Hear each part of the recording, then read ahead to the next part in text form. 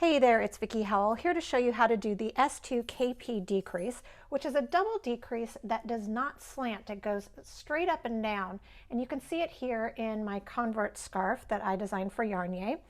This is really great for when you are trying to get two slanted angles to join into one, as you can see in this chevron lace.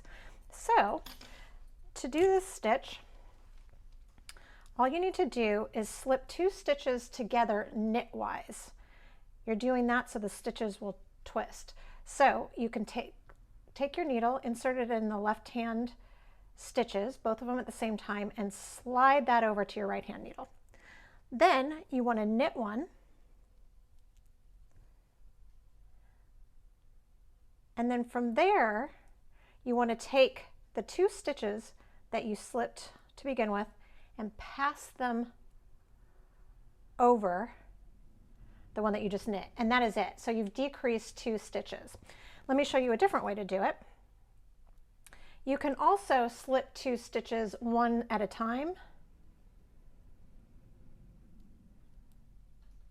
As long as you're doing it knitwise, it'll have the exact same effect. Whatever you're most comfortable with works. And then you'll just pass them over together, or you could pass them over, let me back that up, one at a time if that's easier for you. The end result will be exactly the same. So there are 2 ways that you can create this double decrease. All right, that's all there is to it.